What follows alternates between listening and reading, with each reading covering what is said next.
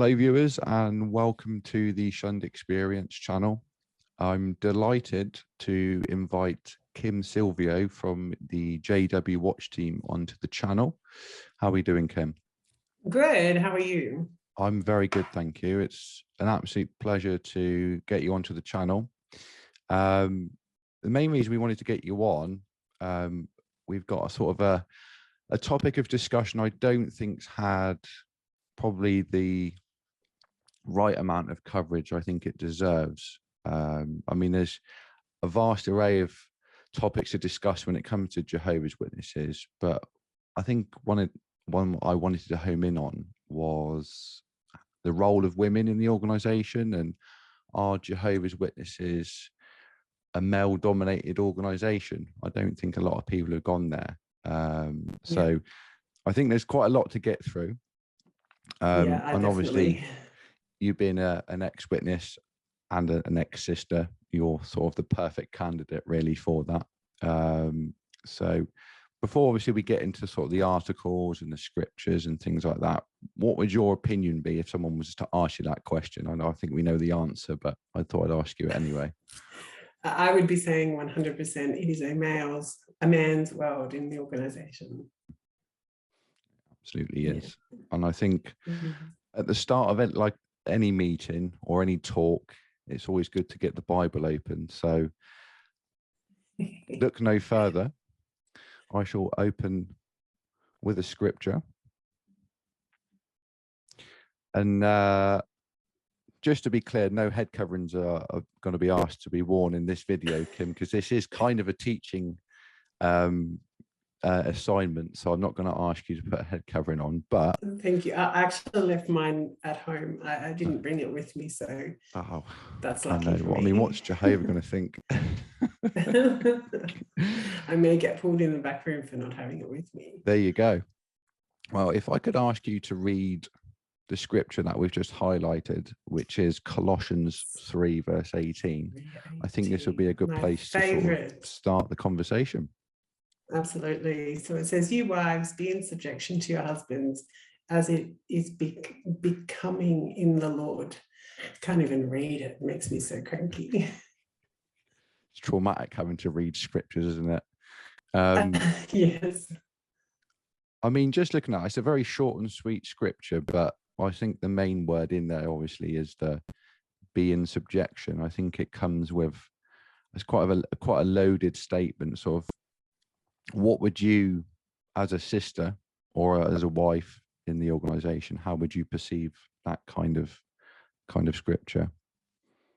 Well, it's very control removing. So, excuse me, if you think about it, being in a subject, you're just a possession. You're just, a tool for your husband, and you're not really your own person. You don't have opinions. You don't have the ability to make decisions.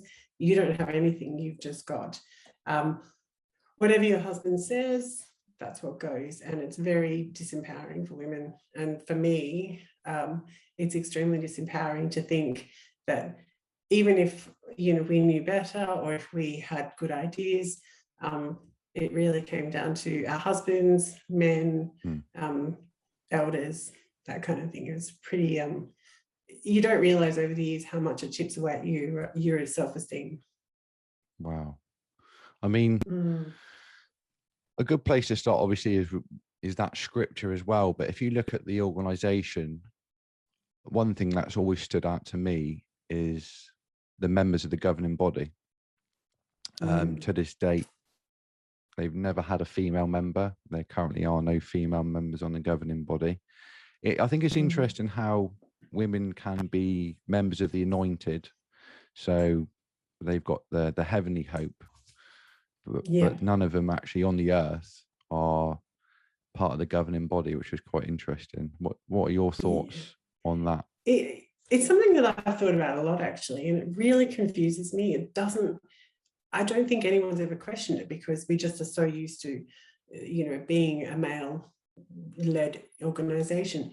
Even when you think about the Kenny Rogers photos, as people call them, on the horses coming down, at the Great Day of Armageddon, and there are no women depicted. And yet it's quite readily accepted that there are women in the 144,000. So it's just a cultural thing. It's just accepted that even though it's sort of glossed over, oh yeah, there are women in the 144,000, but you know, it doesn't really count. And you know, even when you look back at the organization, up until more recent times, and I don't have the exact dates in my head, but up until more recent times, they were actually teaching that the organization was teaching, and check it if you don't believe me, that women would turn into men. You know, the 144,000, that they would become men. Wow. And so it's just such a thing, you know, that women are so insufficient as humans that we have to become men in order to be part of the 144,000, which is absolutely ridiculous. And there's no scriptural basis for it whatsoever. But for some reason, Jehovah sees the 144,000 as being suitable for women, but the organization doesn't see that women are suitable for being part of the anointed and being a governing body member.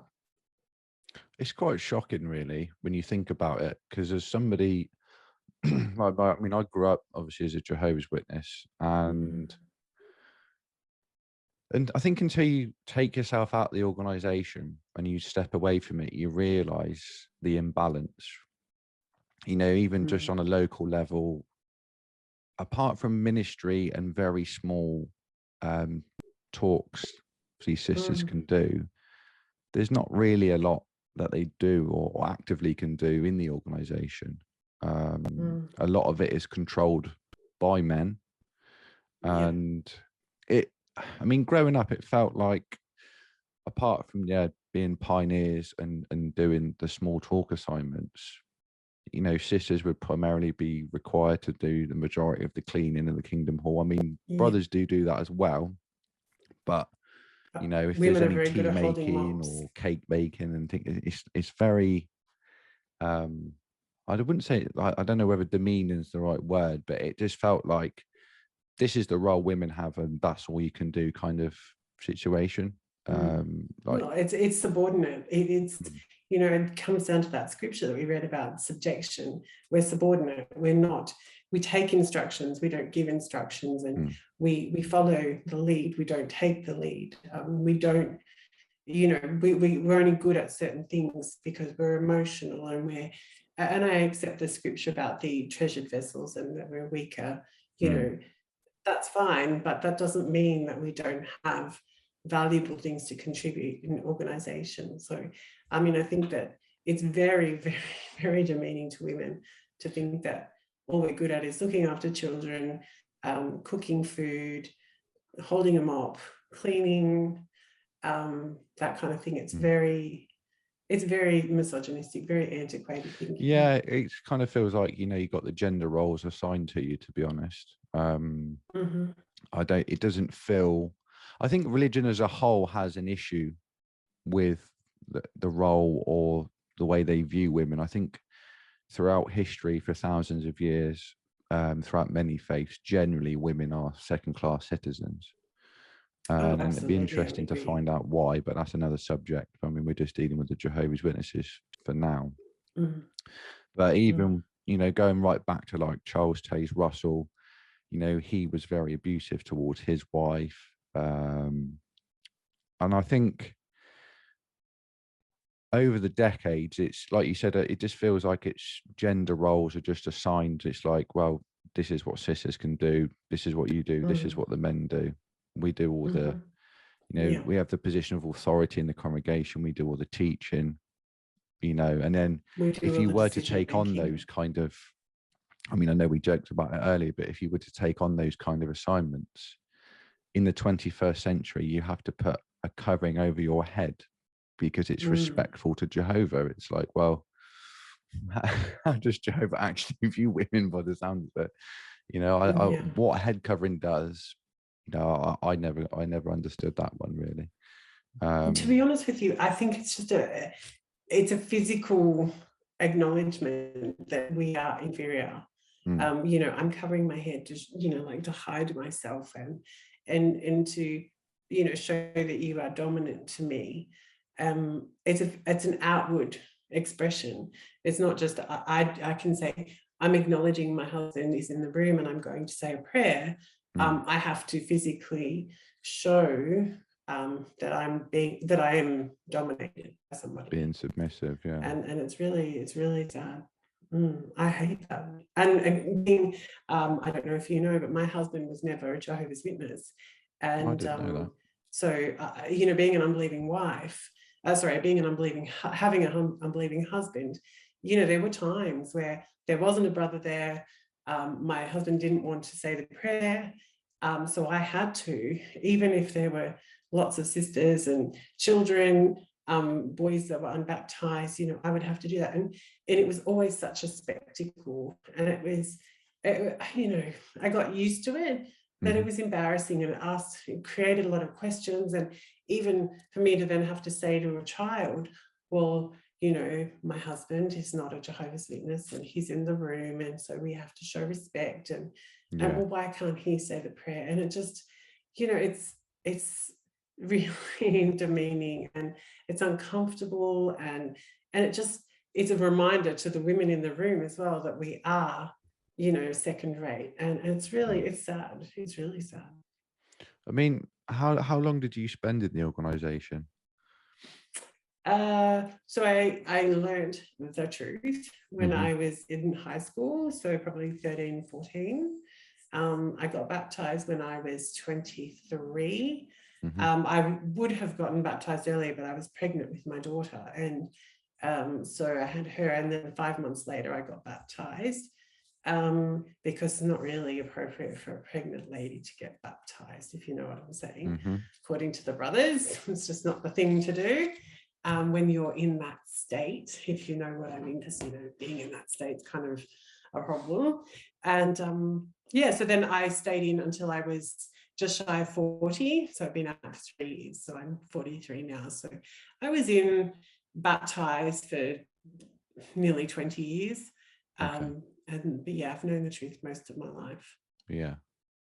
So just before we sort of pull up some articles that the organization have published on this subject, I just wanted to ask you, if you don't mind, what were your experiences like as a woman in the organization, and are there any that sort of stuck out to you over the years you were one of Jehovah's Witnesses?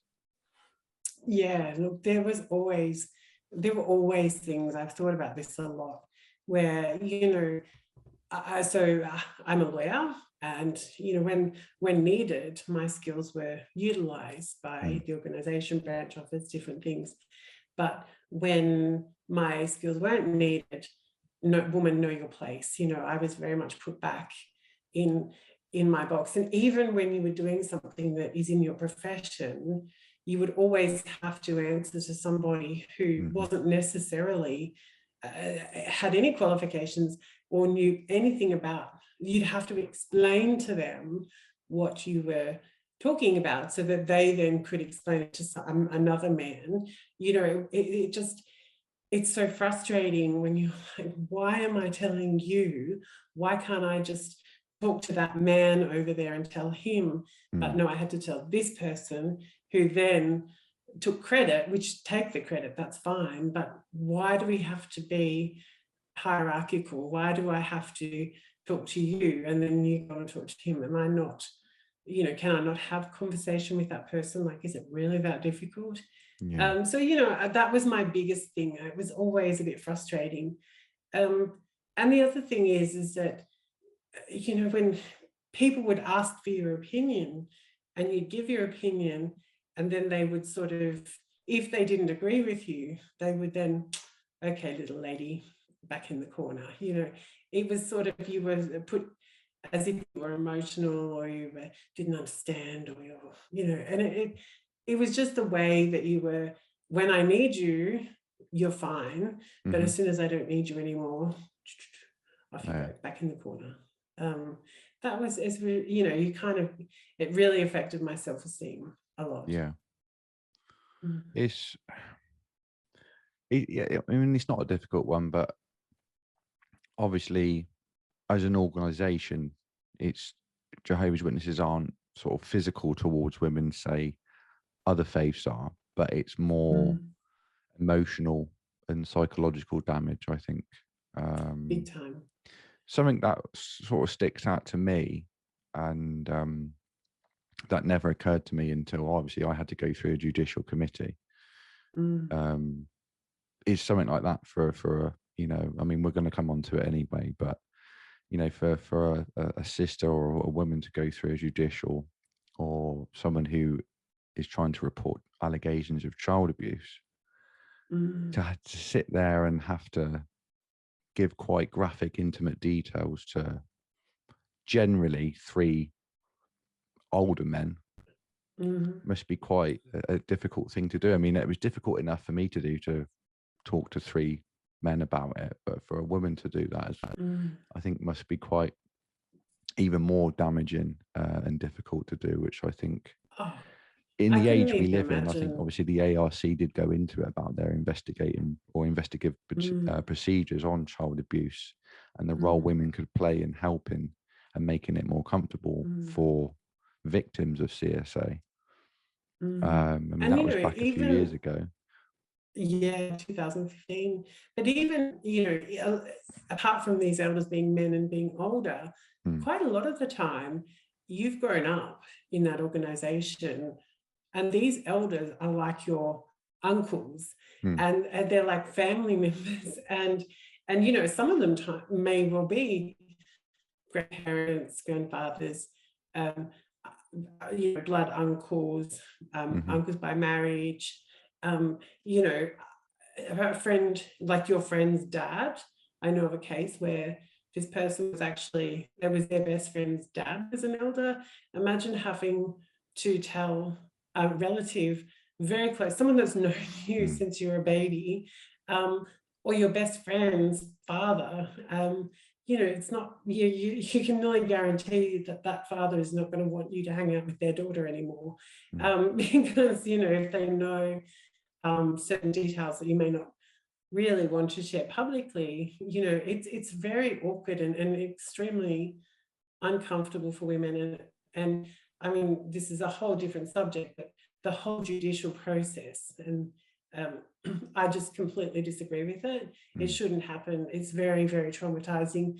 At the end of the day, the elders generally don't necessarily do anything productive about it. So they're just being traumatized and ask questions for absolutely no reason.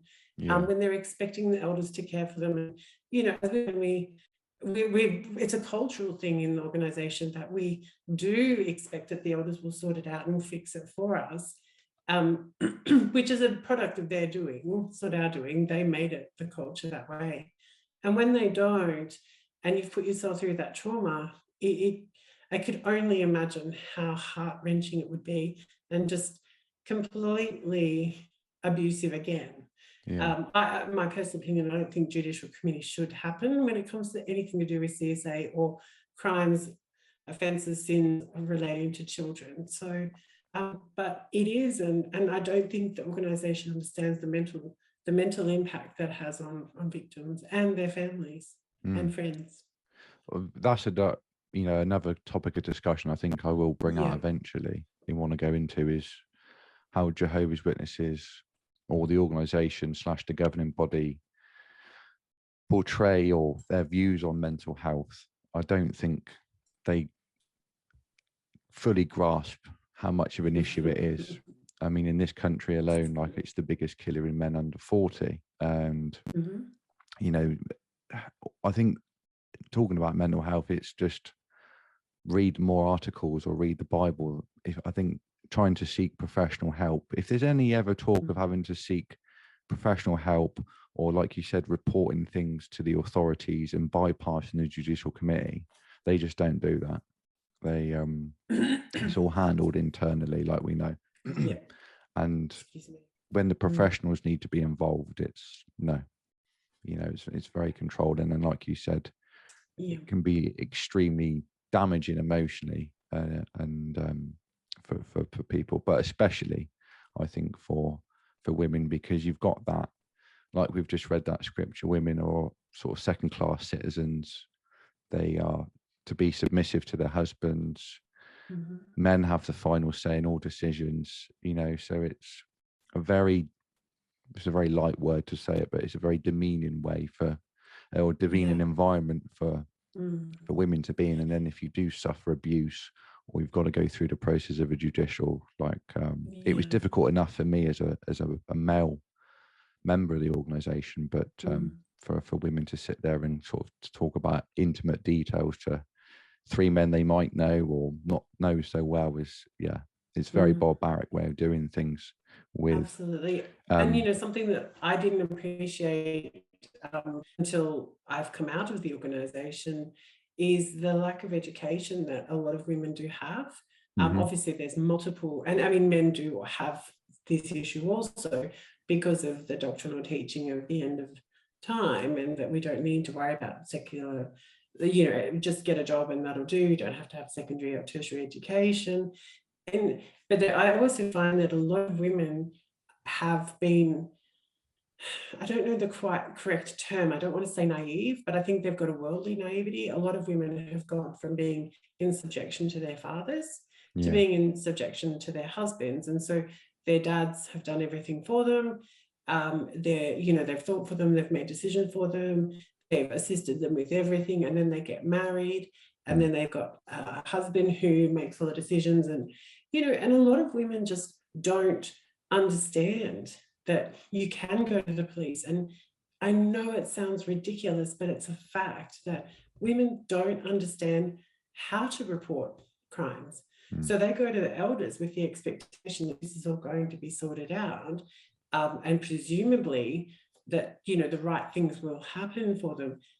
If the elders say, leave it in Jehovah's hands, it's a fact that, you know, we're not dumb people. We just, through our circumstances as women, particularly those women who were raised as Jehovah's Witnesses, and, you know, that if they go to their parents for support and advice, they're only going to get told to leave it with the elders and leave it with Jehovah, in most cases, not all cases. But, you know, there's so many women, and even in any circumstances, they don't know how to get help. And it's really was probably one of the most concerning non-doctrinal things that I found out when I came out was, I'm like, what do you mean you didn't know how to report to police? What do you mean you don't know how to report to the police?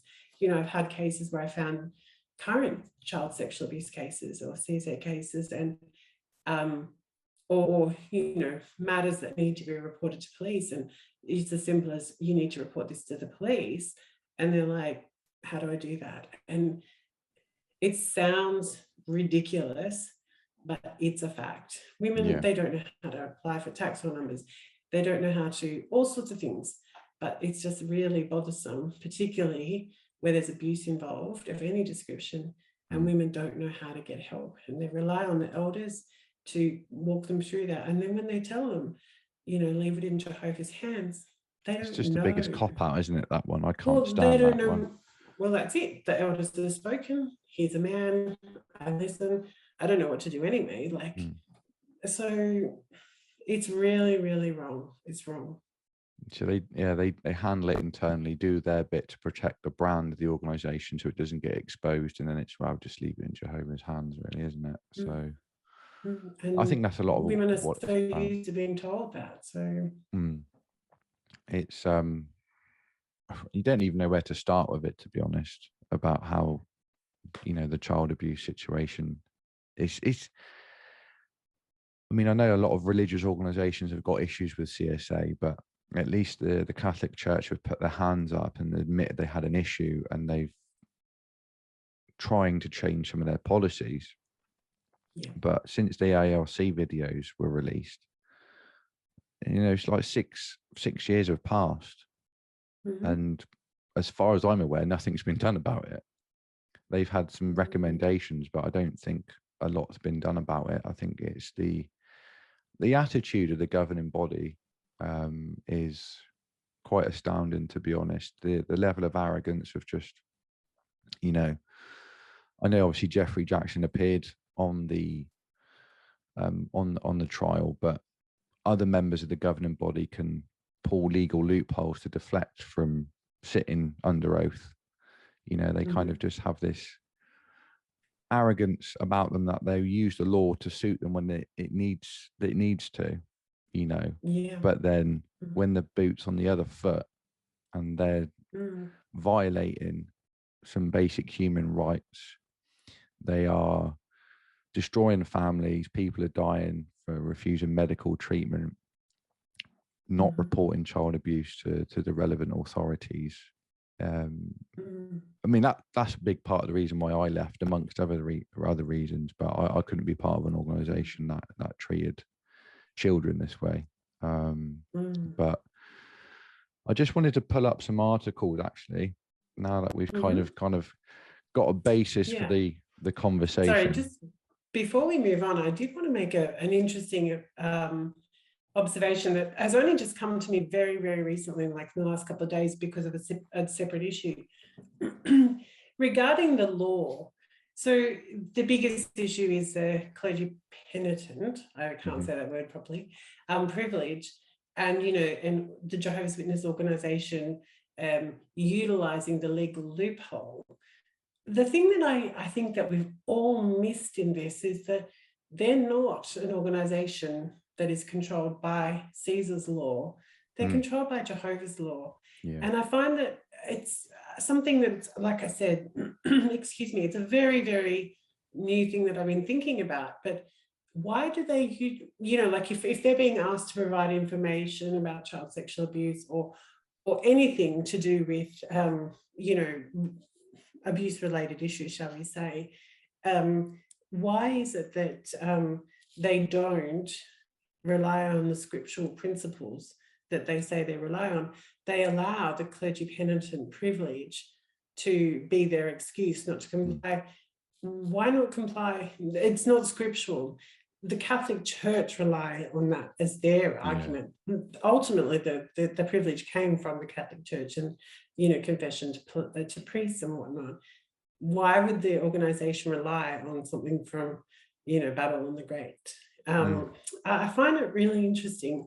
I don't know if my point makes sense, but why do we rely on that? You know, if you're interested in doing God's work and, you know, walking in Jesus' footprints, why not follow the scriptural principles as opposed to, because, you know, the scriptural principle would be to let the truth come forward and be known. Why do you rely on Caesar's law to protect yourself? It's very, for me, that was a big thing. I was like, this is an issue that we haven't really, as ex-JWs, we haven't considered that. Why do they rely on that to protect themselves? That's a very good point you make. And it's always convenient for the organization to use Caesar's law when they need to. Yeah. But like I said, when the boot's on the other foot, and I think it differs where you from around the world where you go. I think I was very impressed with what the ARC did in comparison to, say, ICSA in the UK. I think we were too soft on the witnesses specifically. They highlighted some areas which needed some serious improvement, but I think they got away with it quite lightly. But yeah, it's a very good point you make, actually, about if you make the bold claim that you are God's one true religion, these are his spokespeople on earth, this is his channel that he's using, surely there should be some very clear direction there that separates them from, like you said, using the clergy privilege or whatever. I can't remember the word you just said, but clergy penitent privilege. That's it, penitent privilege. So yeah, it's a very interesting point you make, actually, about that. Something I've certainly never considered. I hadn't until a couple of days ago either, and I thought, hang on a minute, you know, everything else, you know, women are in subjection because of scriptural principles. The two witness rule is in place because of scriptural principles. Everything has a scriptural principle. The principle of letting the truth come forward is a scriptural principle. Why is it that you rely on Babylon the Great's and Caesar's principle in that case? Why not say, no, the scriptural principle is, and then, you know, be honest and give the documents. This is a man-made thing. This whole, you know, Jehovah's Witnesses have fit their rhetoric in, or their, you know, scriptural procedure into complying with with penitent privilege, just so that they can avoid the truth coming forward, which is against their scriptural principle. It's it's frustrating. As a woman, when I've seen so much damage that has been done by child sexual abuse and by, you know, other abuses that have occurred to women, and then I look at the legal side of it, and you know, where women have the opportunity for justice but don't get that justice because of these legal tactics, it's bothersome to me. It makes me really angry. And if anyone's ever seen me talk about the Australian redress scheme or pretty much anything to do with that, I get very passionate because it's very upsetting. Those men don't understand these issues affect women and men, but I speak on behalf of women. It affects them for the rest of their life, and it's a cyclical problem. And it's just, they never ever fully recover from it, and it's tragic. It's a very, I mean, just looking at the organization as a whole and how they view women, it's like we've said at the outset of this conversation, it's a very barbaric way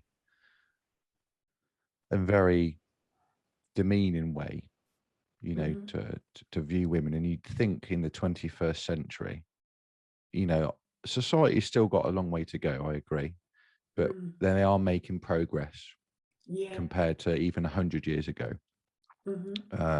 But you know, especially a lot of religion, but Jehovah's Witnesses, once, you know, they don't change their standards quite clearly, especially like we just spoke about the 2 witness rule. That's never going to change. But I mean, for as a female, I wanted to ask you, actually, when you read articles like we're going to pull up now, what did you think when you were reading it? Did you just go along with it and think, well, this is okay? Or did you ever have anything in the back of your head to go, this is quite clear examples of gender inequality, Jehovah's Witnesses viewing women as second-class citizens, they are just the weaker vessel, which is quite a demeaning way to put women down? No, for me, my situation was a little bit different because, well, women, I think all ex-JWs, when they were Jehovah's Witnesses, didn't feel sufficient. Always, you know, when you were lacking, you'd see somebody else and think, oh, they're so doing well, and I need to, you know, pull up my socks, or so to speak, or, you know, get my act together.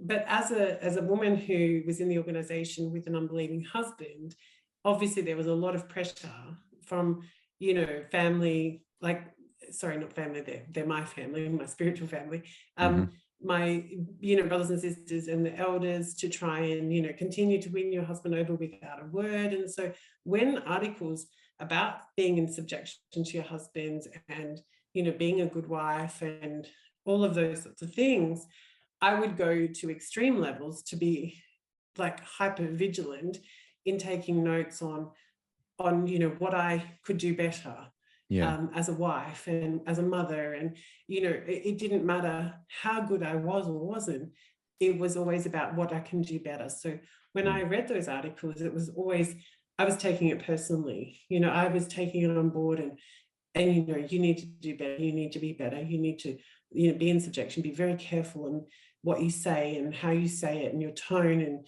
you know, and it just, it's mentally draining, physically draining, it makes you tired. But I do know, when, you know, speaking to my friends in the congregation after meetings and stuff, there were women who would make comments like, oh, I'm dreading going home today. Oh, he's going to go on about this article, and there's going to be an argument about, you know, he's going to, oh, did you notice the point of such and such? And, you know, and I used to be like, oh, thank goodness I don't have that problem, because my husband wasn't at the meeting. So that was, but at the time, it didn't really, it was like, yeah, that's going to be a problem for you, you know, you poor thing. But I never stopped to think that, hang on a minute, that's ridiculous. Why would we go home, and why would you have to go home and listen to another lecture from your husband about why you're not good enough or what you need to do better? As if you don't beat yourself up enough, you need to hear it again from your husband. So, looking back, I can see it, but not at the time. It was just how it was. It wasn't really an issue. You just, I think, like all of us, when you're in it, you just go along with it and you don't question it, do you? Because you're not allowed to question any of it. absolutely.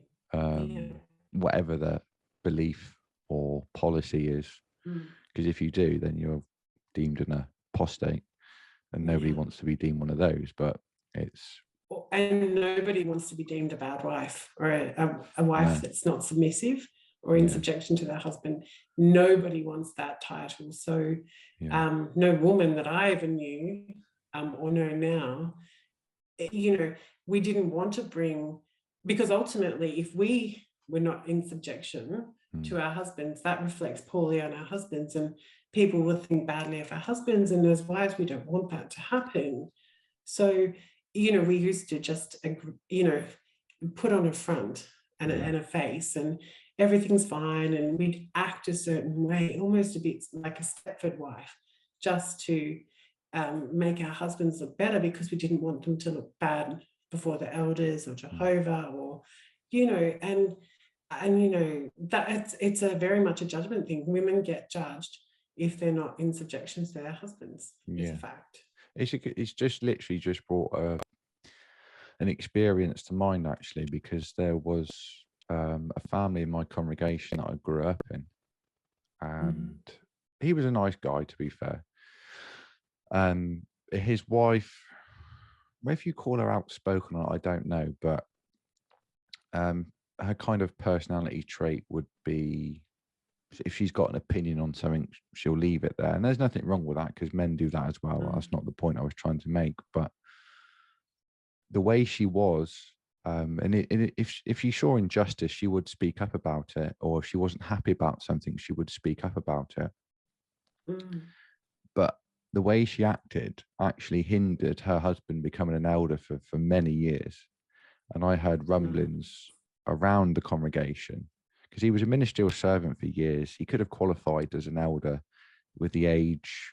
He seemed a spiritually mature person, if that's what you want to, the category you want to put him in. But the one thing that held him back for becoming an elder for so many years, and I quote from certain people I heard of, he can't be an elder because he can't control his wife. Fact. And that's a fact. when you were just saying that, I was just like, God, yeah, I remember that family in my congregation. Obviously, I'm not going to name any names, but it literally just sprung to mind. And I was like, yeah, I never even realized that, because a lot of people would say the same about her, but, she wasn't a bad person. But I know a case where a brother was held back from being an elder for like 5 or 6 years because of how his wife dressed. And there was nothing immodest about how she dressed. It was the type of clothing she would wear. She was a very colorful person. She would wear, pink shoes, like burgundy shoes with green and an orange top. And she was just a very paint by numbers sort of person. Like she'd throw on every color she had in the cupboard. And she always looked fine. Like she was very modest. She was just quirky, unusual, and they held him back because of how she dressed. And in the end, she changed how she dressed, the clothing, because it was holding her husband back. And just for the record, they're Bethelites, so still. God, so right from the top then. Yeah. But yeah, she was always been counseled for her colours, and that affected her husband. And I just think that is ridiculous. It's as ridiculous as, we don't like the way your wife conducts herself, so you can't be an elder. That's just ridiculous. It's clear evidence of, a misogynistic organisation, to be honest, on a local level, but also it's definitely a global issue. I don't think it's just isolated to a few congregations. I think it happens all over the place, to be honest. Absolutely. And if it makes me feel as though women are just possessions of their husbands, just handbags, a fashion accessory, And it's just very, very, it's ridiculous is the bottom line. Absolutely. Right. Let's just pull up some of these articles, which I think are, when you read it from our perspective, you think it's quite shocking, to be honest, but when you're in the organization, it's just, like you said, something you don't want to question. Just find it 2 seconds. It is what it is. Just, there's no thought of questioning. Oh, obviously we had a read through this, and it's quite God, I've got to find the right word for this. We've already said misogynistic, but I mean, even the opening paragraph, I'll just read the opening paragraph, but the Bible does state that Adam was formed first, then Eve. It describes women as a weaker vessel, the feminine one, and says that just as a man has a head, Christ, the head of a woman, is the man. How did that make you feel as a sister or a female member of the organization, knowing that you're a weaker vessel? Well, I don't know whether it's because of just not thinking deeply about it, but when I used to think about it, I always perhaps used to justify it by saying in my mind that we are physically weaker, and therefore, as a man in the family, he takes care of, the more physical things. But I never really probably gave it the true, I don't think I could have given it the true, like description of what it's actually describing there, in that, women are weaker vessels, full stop, as in we're just weaker in the mind, we're weaker in emotion, we're weaker in intellectual ability. I think I probably justified it in my mind as we are the weaker physically. Yeah. Which is really not correct, but yeah, that's how I saw it anyway. Yeah, I think like, if you want to get, I mean, we don't really want to get into genetics and stuff, but I don't think that's really, I mean, it could be, but I wouldn't have thought that's what that scripture was trying to entail, to be honest. I mean, I couldn't find the clip, but I really wanted to find the clip of what Samuel Hurd said about, I think he said women have a smaller brain. Yeah. There's articles about it as well. And it's just like, like they like to always say with scriptures, you've got to examine it in true context. Yeah. What kind of context are they trying to say, women are a weaker vessel? Is it emotionally? Is it physically? Is it both? I think it's everything. I think collectively they're considering women as weaker. When I described the physical weaker, I think that was my, that, I don't know if it's cognitive dissonance, I'm not sure if it's just being confused, but I think that I justified it in my head and made it okay and acceptable by thinking, well, that's what they mean. They just mean, that, because I do believe, I very much am a supporter of women's equality and rights in the truest of sense, but I also am very well aware and realistic to the fact that women are generally physically weaker. That doesn't make them inferior. It just means that that's just genetics. Women are naturally better at some things than men, and men are better at some things than women. My husband has an inability to read instructions, and it would seem, putting something together, I think that's a generic thing, that men are generally don't give me any flat pack furniture. Yeah. It just seems to be a problem for men. Straight out the window. I know, and everyone gets their tempers up straight away. Whereas with women, we just get the instructions out and we take a logical approach to it. That's my experience anyway with women. And I certainly don't understand why men do want to throw things out the window as soon as they see flat pack or IKEA, their blood pressure goes up. But so I guess that's my way of justifying it. men are good at some things, women are good at some things, and we're all good at other things. And there are exceptions to that rule. I've met female plumbers, I've met female excavator operators, female truck drivers. It's not the traditional role of women, but they are very, very good at what they do. So there are always going to be exceptions. But I think in my mind, to make that scripture okay, and I suspect that there probably are women like me who thought, yes, we are weaker in physical terms, but that didn't necessarily mean we were we were weaker for just across the board. I think that might have been a justification in my head at the time. And trying to apply it to like your congregation, I mean, I don't want to call it privileges because they're not really privileges, aren't they? But, you know, there was never any scriptural justification as to why it'd only be brothers or men who would, you know, operate the microphones or do the sound desk, or even, like we said, give talks and stuff. There was never really any clear scriptural justification for that.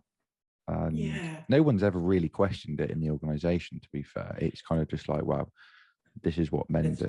There's so much, if you view the organization in an objective way, there's so much a male member can do, whereas women is, well, there's not really a lot aside from pioneering and holding them up.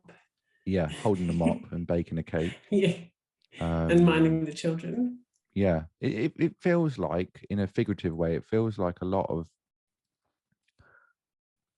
wives or sisters in the organization, women in the organization, have just got to have tape around their mouths, to be honest.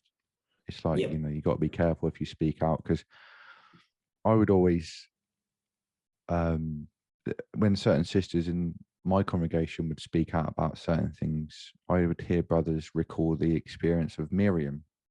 And it's like, this is what happens to women when you speak out.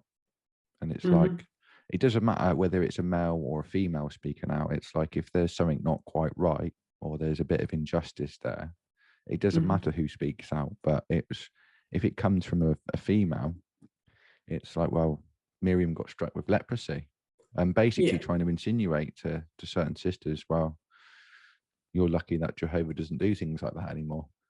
It's just... Absolutely. It's a reality.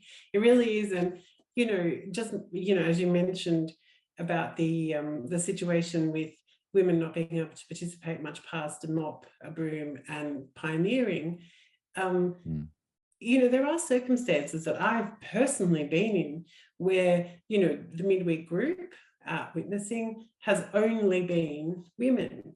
There have been no brothers at the meeting. And so obviously one of the more senior sisters, one of the older women, experienced women, would take the group. And of course they'd have their ridiculous hat or head covering on, which is just insane because there were no men there. But because they were acting in the role of a brother, they would have, you know, scripturally have to wear a head covering, and they always did. So if there are no men there, women can take on that responsibility, that job. You know, when in the congregation circumstances where if there are no suitable brothers to read in the Watchtower study edition, a woman can take on that job. So scripturally, there is nothing prohibiting, and in that case, they actually don't have to wear a head covering, which is very interesting. They can just read. So there's obviously no scriptural reason to prohibit women from taking on those roles, but only if there are no men there. That's the man-made part of the policy. Yeah, no, that's literally what I was just about to come on to, because it's like, Jehovah's Witnesses always make the claim that his standards never change. Fair enough. I mean, we can show countless scriptures where they have changed in different areas, but obviously we won't go into that because it's going off topic. But there isn't anything in black and white to say sisters can't do this or that. And then, like you've just mentioned about reading a paragraph at a Watchtower or a book study discussion, if the circumstances arise, it's like, well, yeah, then they can do it. You know, why would, if they were that hell bent on it, it was like, surely the brother taken the book study, or the elder would just read the paragraphs themselves, you know. So Absolutely. if there isn't such an issue on it, you Mm. know, they would probably have more credit doing it the other way. But it's just like, it's basically saying, well, for me anyway, what I get from that is, it's like, well, you're not allowed to do it, but if we're really desperate, we'll let you do it. Yeah. Yeah. And it's That's just another exactly. small little area. I know we can laugh about it because it's paragraphs in a watchtower or microphones or the sound desk, whatever. But it's the deeper meaning behind it. It's like, it's all about control, you know, and this is what this organization is hell-bent on, controlling all of its members, male and female, but especially, you know, really sort of controlling women. Yeah. And particularly that women, given the significance of not having to wear a head covering in that role, so to speak, is, you know, we're not needing to acknowledge the role as being traditionally a man's role, which is, you know, when it boils down, when you know, go through the scriptures of head covering, you know, it's usually acknowledging a man's role. You know, if they're saying a prayer or taking a book study group or the service group or whatever it is, but they don't have to wear a head covering to read. So it's not scripturally a requirement for a man to do that role. As you said, if it were, the study conductor could just read the paragraphs. So it contributes to the creation of a culture that makes women a second rate, but also, as you know, not in, they, you know, know your place, woman, know your place. You know, for example, the other really glaring example about women knowing their place is with regards to sign language. If a woman is sitting sign language, you know, translating for someone who is deaf, they must wear a head covering if they're a woman. I mean, there's requirements ridiculous about the color of their fingernail polish, and it's ridiculous. Go and read the Shepherd of Flock of God book. It's ridiculous. But, you know, if you look at in that circumstance, because they're in a prominent position, the woman has to wear a head covering. But if they are tactile signing, so for someone who's deaf and blind, and they're sitting next to them, they don't have to wear a head covering. And the justification for this is in the Shepherd book. Don't quote me what page, but it's in there somewhere. Go and have a look if you're interested. And it says that they don't have to wear a head covering because they're not in a prominent position. So for me, it's like, well, is it because they're in a scripturally male role that you wear a head covering, or is it because you're in a prominent position, you have to show that you're actually a lesser person, you're a second, you know, you're a second-rate citizen, that you then wear? Do you know, it's just, there's that issue of, is it a scriptural requirement or is it a man-made requirement? Is it because Jehovah requires it, or is it because you men who run this organization need to show that women are inferior and therefore have to wear a head covering when they're signing? But if you're sitting in your seat in a less prominent position, and that's exactly what the Shepherd book says, in a less prominent position or not in a prominent position, you don't need to wear a head covering. Because I never understood the logic behind it. You know, we don't live, like they always say when they talk about beards and stuff, we don't live thousands of years ago when everybody or most male members had a beard and stuff. And it's the same now, obviously. Like, I think society has slowly progressed. In the 21st century, in 2021, what is the scriptural justification for a woman to put a covering on her head? Like, what's the difference between her wearing one and not, you know?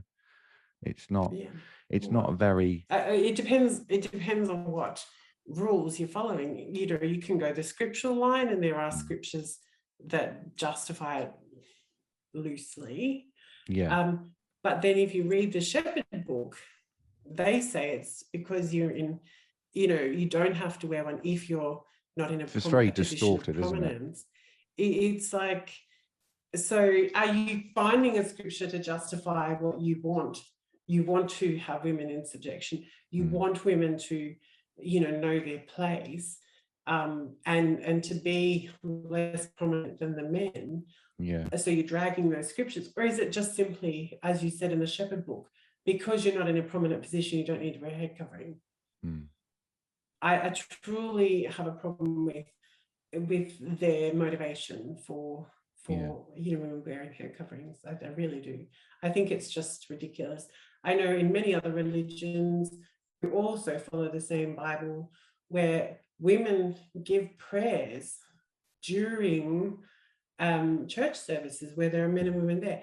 I'm not saying that the Jehovah's Witness organization should do that and follow suit. They can practice their religion however they choose.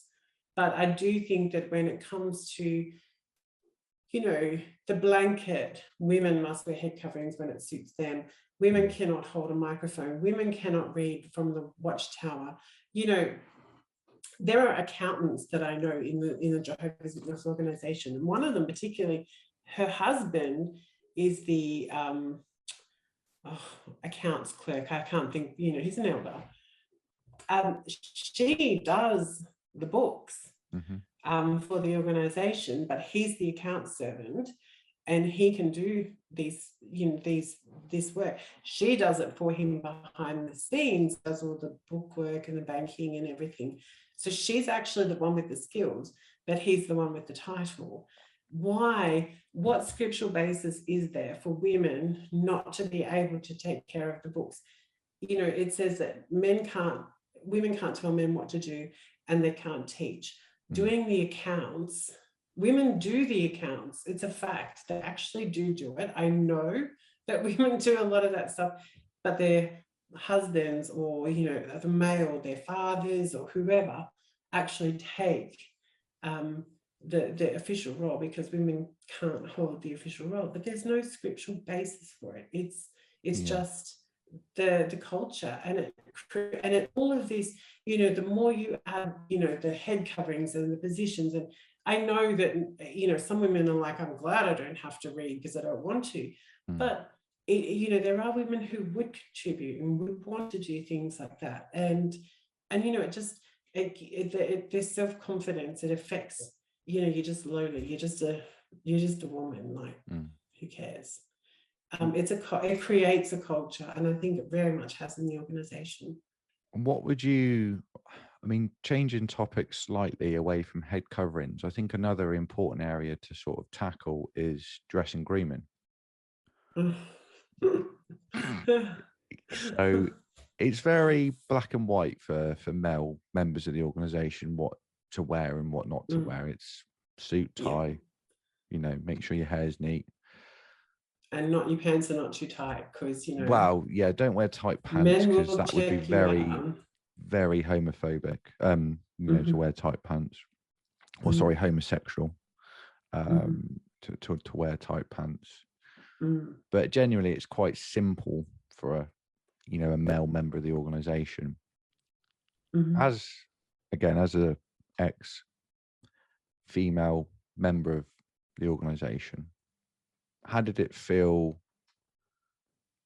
or what was it like in terms of when you were trying to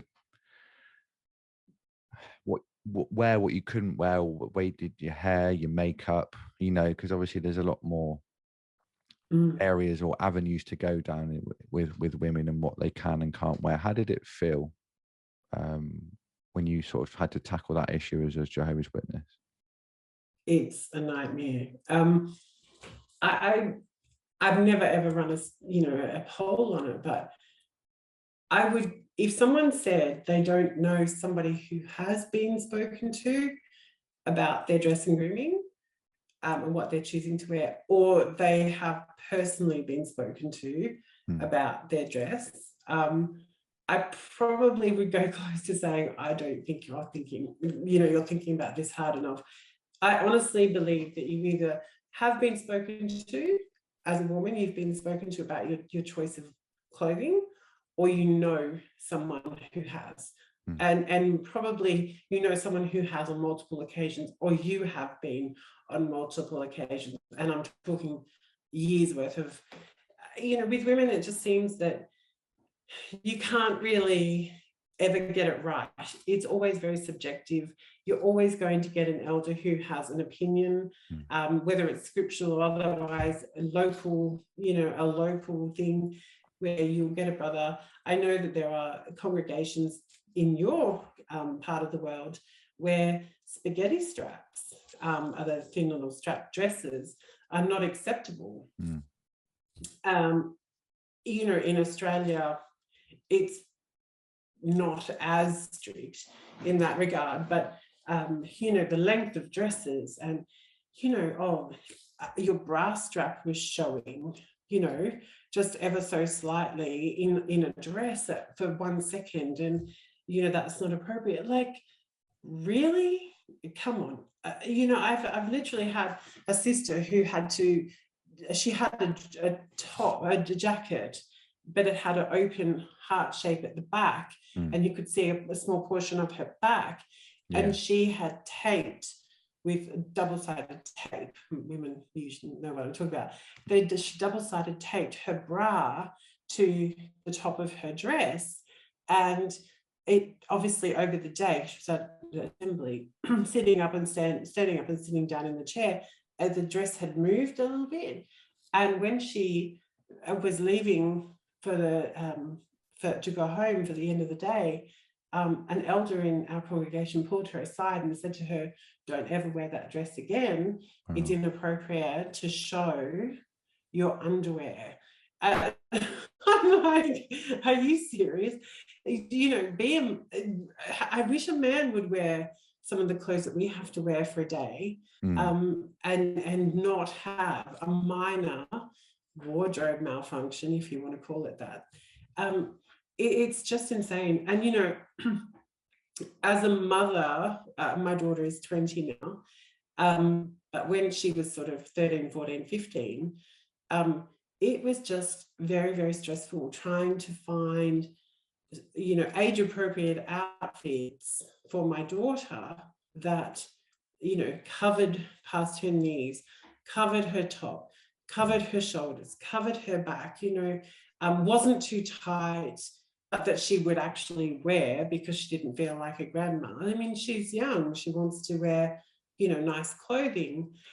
So it was just coming up to convention season, assemblies, and, when she grew and her clothes were just getting a little bit too short, it was a nightmare trying to find outfits that were suitable. And I know that this is a real issue for women. And even if you think you get it right, like you think your skirt is long enough, or you think that that's okay, or, the neck is high enough, or, you lean forward and something happens, you show a small amount of cleavage or whatever, which I'm sure you could see worse walking down the street, but, that can be seen as a problem. And it's just a minefield of problems for women. Dress and grooming, men Modesty are always obsessed with it. It's always that M word, isn't it? Modesty. It's like, what do you, how do you define the word modest as a Jehovah's Witness? And what is, like, it is very subjective. I think that, in my opinion, even if you have a slightly lower top, but you're not, fully busting out of the top, then I would consider that as modest. But, what happens if there are elders who think you need to wear turtlenecks, which is the skivvies, I think you call them. It's very subjective. And if a man wants to take an issue, it's a really easy thing to pick at a woman for. And I think that this happens a lot in the organization. I don't think that there'd be too many women who would disagree with me that we become very easy targets, because it is so subjective. Absolutely. It's like you said, it's generally very simple for dress and grooming for male members. Like, I got cancelled on my hair and my beard. That's not really the clothes I wear, but because there's such a variety for women to wear, it's like you're having your standards made for you by men again. So it's you've got and it's like not you said, necessarily a scriptural thing. No, like we talk about answering to Jehovah. At the end of the day, I've got to have a clean conscience before Jehovah. And if I believe that my skirt, you know, being at my knee is modest, and the way I conduct myself is modest, and the way I speak is modest, and, you know, that the conversations that I have with members of the opposite sex is modest and appropriate, and I have no conscience matter, why does an elder man who's probably from a different generation and time, why does he have the right to make me feel terrible about myself, or constantly worried about being in trouble for what I'm going to wear? Why does he have the right to do that? It's not scriptural, it's subjective, it's an opinion, and it's my relationship with Jehovah, not my relationship with him, that I need to be concerned for. But the organization very much teaches or promotes, they don't teach, they promote the culture that it's okay for a man to chastise a woman for her, because they believe, you know, it's almost victim blaming, you know, it goes so close to victim blaming. There's a very, very big court case in Australia, the Hamsey brothers, and they did unspeakable things to a woman, horrifically. I actually wish that she didn't survive. That's how horrific they were. Wow. Unfortunately, awful. I mean, I'm glad she did, but, you know, I'm very conflicted. She's got a lot of injuries. And these men, the reason why the court case is so well known in Australia is because their defense was she was dressed in a way that, I'm paraphrasing, I'm not going to use that term. She was dressed in a way that made her deserve what happened to her. And that is just 100% the most despicable thing that most people have heard ever. Yeah. And yes, okay, I'm accepting the elders by no means are at that level where they deserved it. But, you know, why can't we teach our sons and our young brothers to, you know, have self-control? And you don't, like, it's, why is it women's fault that, you know, you might, you know, give a brother unclean thoughts, or, you know, whatever we may, the elders may say, but the modesty issue comes back to a scriptural thing and a relationship with Jehovah. And do I believe that I am doing the right thing by Jehovah? That's all that matters. You know, if you are stumbled because my skirt is on my knee or half an inch above my knee, then that's a you problem. You need to get control of yourself. Don't let the men, the elders, quite a lot of times blame the women that we have to take responsibility for somebody else's behavior or somebody else's thoughts. Well, no, they need to take responsibility for themselves. It's not the woman's fault. And so it's a fine line, but I think it's very much victim blaming, in my opinion. There is actually a lot of articles on victim blaming that I've got, to be fair. I think maybe like that could definitely be a topic we could come back on and discuss, because like I said, there's so much with this issue to discuss. You know, we've just touched on the surface really about you know, a few of the issues with the dressing, grooming, the investigating procedures of child abuse and roles that women have or don't have in the organization. But I think, victim blaming is quite a big problem in society, but also I think with the witnesses, because it's like you've just said, it's whether you give it a free, men are giving themselves a free ticket, or those men, shall I say, are giving themselves a free ticket by basically saying, well, the way you dressed made me want to do that, you know, or act in that way, which is completely ridiculous, because we're all responsible for our own actions at the end of the day. And when you read articles like that, it does make you think, like, how low do you view women at the end of the day? Like, I'm all for equality. You know, I'm not one of these who like misogynistic like the organization are. I don't view women any differently to a man, really. You know, so like we explained earlier, there's different characteristics and physical characteristics, but that's just genetics. But in terms of someone's capabilities to perform a task, or a role in an organization. You know, it's like you're living a few thousand years ago, like we said about the head covering issue. And you think society and, you know, religion would have progressed, but quite clearly hasn't, to be honest. But do you know in the Catholic Church, sorry to just interject there, do you know in the Catholic Church, because I was raised Catholic before I was Jehovah's Witness, and do you know that when I was young, you know, growing up in the 80s and 90s, women were no part of the service, like it was a priest and, you know, they had deacons and whatnot. Do you know women now can give out communion? Yeah, no, I know they've got, So even the Catholic Church have been progressive in their very, very old fashioned, but the organization just doesn't seem to, the Jehovah's Witness organization doesn't seem to be making any progress. And it's just, it's almost like they want women to stay, you know, that women know your place. It's almost, that's where they're expecting women to stay forever. And it's not scriptural. There's no spiritual reason why women have to be there. I think talking about faiths such as the Catholic faith, I think they're progressing, as you like to call it, because that's the only way to survive, I think, personally. You know, by allowing, you know, gay marriage, giving women more roles, you know, on a congregational level, because society, it just won't survive.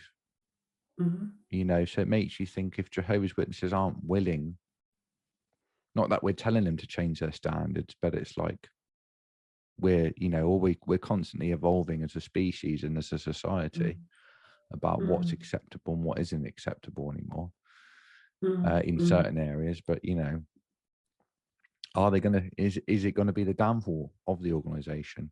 Who knows? Really. But I think it will definitely contribute to a downsizing, maybe not the downfall, but definitely a downsizing, as women wake up and start to realize that, hang on a minute, I don't have to, you know, young girls at school are learning about their rights and how to do the things that my generation didn't necessarily learn. So they're young and they've got access to the internet and information, the internet highway or the information highway, whatever they call it. You know, I think that as these particular young girls, I can only speak for, they start to have access, or they've got access to the information, whereas women my age didn't have that freedom and that access, to realize that we don't have to live like that, we have options. So I think it will definitely contribute to the downsizing. So in terms of, well, like, and it's kind of a good way to finish, to be honest, because I wanted to sort of ask you, as a female, what would you like to see changed, or what do you think the organization does need to change in quite a lot of areas, you know, with the way they view women and the roles that they give them, and the way they handle things like judicials and CSA investigations? I think that judicial committees relating to children, or offences relating to women, or just people who were children at the time the offence occurred, should not be held at all. So if you are a minor child or were a minor child at the time, then it should not be handled at all by the organisation until the relevant secular authority has dealt with it. And that's something that in Australia we have made representations to the Australian Senate, which were reviewing the Australian Redress Scheme and the findings from the Australian Royal Commission. We've made representations, and there are reasons, you know, because of mental health, because of the impacts that it has, or the lack of action. You know, clearly, out of the 1,006 perpetrators that were reported, alleged perpetrators that reported in the Australian Royal Commission, and the 1,800 victims, not one single case was reported to the secular authorities. And yet there are case after case after case of women, particularly, saying, you know, I spoke to the elders, I told the elders, and nothing happened.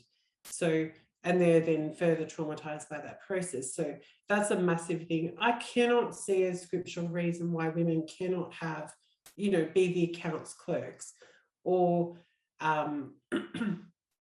you know, literature counter, for goodness sake. There's no, if they're handing out literature and ordering literature, there's no reason why women couldn't be involved with that.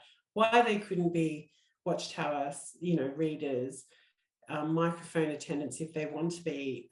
There's a lot of things that women can do that are not teaching roles and that are not in positions of authority, where they're telling a man what to do, because that is the scriptural basis. So, you know, I don't agree with it, but, you know, but it is a using human their right. theology, Well, it is a human right that they can conduct their religion however they wish. So we need to respect that. So we're respecting the fact that they want to apply the scriptures as they want to apply them. It grates me, but we'll agree with that. But there are positions and roles that women, and in, you know, self-empowering positions that women can take that don't breach the scriptural requirements. They're, you know, in regards to, you know, like dress and grooming, and, you know, they need to allow us to have that relationship with Jehovah to make a decision for ourselves. You know, there's a huge issue that we haven't even discussed, that I know that there'll be women throwing, you know, paper at the computers. You know, elders and the organization get involved with, you know, if an elder finds out that a woman is pregnant in the organization, there's an actual document that they go and hand out to the sister, and I have the document there. And it's a reminder thing to women to say, you know, you need to talk to your doctor about, you know, things like postpartum hemorrhaging, health during pregnancy, labor and delivery, knowing the signs of premature labor. Really? Do men need to be, does the organization have to be involved with everything? As if, I've got one child, I can tell you, I was, you know, we have prenatal appointments, we get told, we have GPs and obstetricians and OBGYNs, whatever, everyone's different, but, you know, we have baby doctors. We don't need the men to tell us how to be pregnant and how to manage our pregnancy, for goodness sake. So they don't need to tell us about that. They don't need to tell us, you know, about whether or not we should have children. There's a huge problem with women my age, and, you know, between 35 and 45, more my age and 50, who have delayed having children because they are encouraged, and have been encouraged since the 50s and 60s, to not have children until the new system.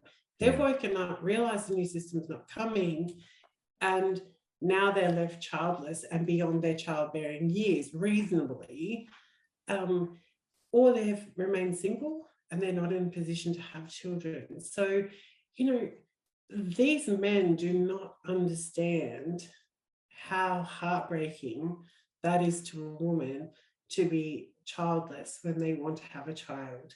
I had wanted to have more children. I was unable to have more children. That is heartbreaking in itself. But I am very grateful for the fact that I have a child and a husband who, you know, we've had a great life so far, you know, and I'm very fortunate. But there are women in the organization who are waiting for the new system to come. It's not coming. If you wake up now, you realize you've missed the boat. And the heartache and the regret is just, it's beyond the comprehension of the average person, how traumatic that is for them. And it's heartbreaking to hear their stories, and I hear them all the time. So, you know, the organization doesn't need to be in those critical decisions. They don't need to be involved with healthcare. They don't need to be involved with dress and grooming. They don't need to be involved with family planning and whether or not someone should marry. They don't need to be involved in every single aspect of a woman's life, and take away their autonomy and their ability to, you know, make a valuable contribution, like, you know, have privileges. Just the only privilege women have is holding a mop and being a pioneer. And it's really, it chips away over the years at your self-esteem. And I really think that, you know, along with mental health and those issues that I discussed, I really think that it would do the whole organization well to give the women of the congregations those things back so that they have control over themselves. Yeah. I mean, wow, just it obviously in the build up to this, there's so many different avenues and topics to discuss on this topic alone, and it doesn't feel like an hour and a half long enough to sort of go into all of it. I think this is going to have to be like a 2 or a 3-parter, to be honest. There's a lot of issues. Yeah. There's a lot to get out there, but yeah, that's a point. Obviously, you just reminded me about, you know, going back a few decades when, especially when they said 1975 is going, you know, the date of Armageddon, and obviously people were selling their houses, not having children, things like that. And then throughout the decades, especially when I was growing up, it was kind of, it wasn't frowned upon to have children, but it was kind of discouraged. You'd have articles sort of suggesting to you saying, is it really an environment you want to bring children up in? Can't you just wait to the new system? And it's like, you know, I was a young boy at that particular time. I'm 27 now. So I feel sorry for people who have really wanted to have children and thought, no, I'm going to wait to the new system. And as time goes on, they're now no longer able to have one. And then if they wake up and realize this, you know, they're in a destructive cult. I can't imagine how that feels, to be honest, to have that sort of taken away from you as a woman, you know. So it's there's, you like know, we said, there's I'm part of a women's group, an ex-JW women's group, and it's something that does get talked about in the women's group, and you know, and those types of things. And, you know, I mean, we'll be here for days, you know, the effects of domestic violence, you know, not having children, marrying because that was the most suitable person and that's what everybody did, and the impacts of those negative, like it literally, we could talk about it forever. Yeah. How much it is impacting women, and I don't think the organization appreciates that. What, you know, they will hold on to that emotional damage, that just absolute, it's almost a grief. It is a grief. They're grieving for the child they didn't have. And when you find out it's because you've been lied to your whole life, in most cases, the devastation is, the impact is insane. And there is a group, a Facebook group specifically only just for women, supporting women about women's issues. I am one of the admins in the group. It's a private group, you won't find it. So, and we're very, very strict about who. No, we do not accept men. Thank you, please do not apply. But not even if I put a head covering on. No, we don't accept men with head coverings. It's not scriptural. I'm sorry. No.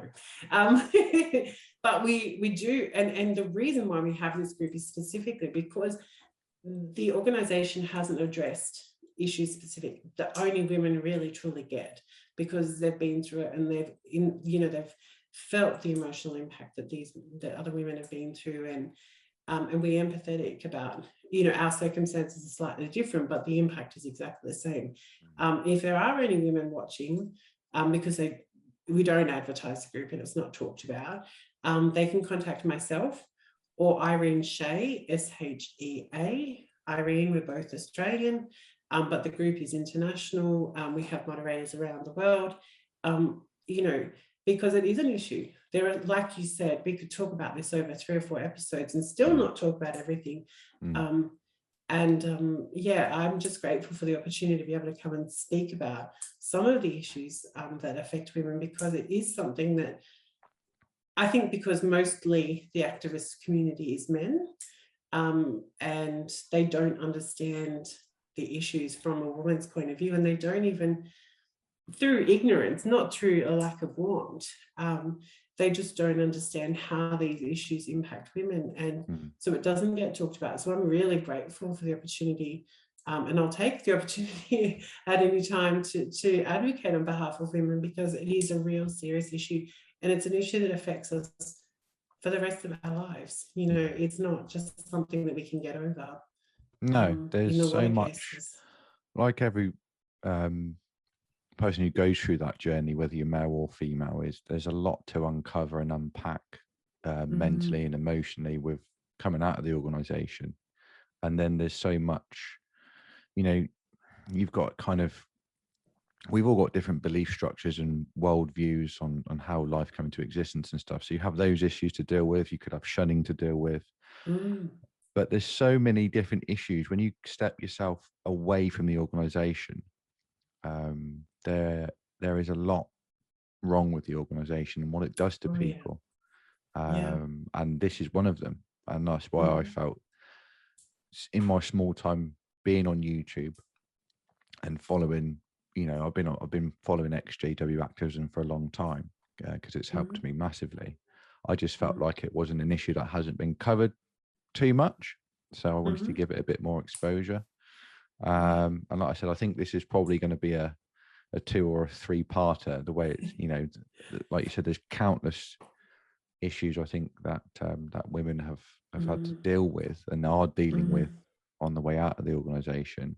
But what I will do, I will leave is it okay to leave your email address in the description of the video, so I'll let people contact you that way. So then if they are interested in joining the Facebook group, then or group, whatever it is.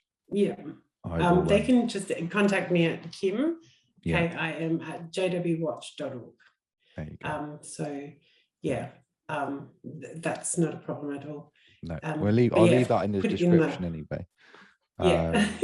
But it's been good to get you on, Kim, and thanks so much for having me. It's been amazing. It's like we said, it's a topic that hasn't had a great deal of exposure, and it's amazing how quickly the time goes. I didn't even realize we've been chatting for so long. We'll have to we'll definitely get you back onto the channel.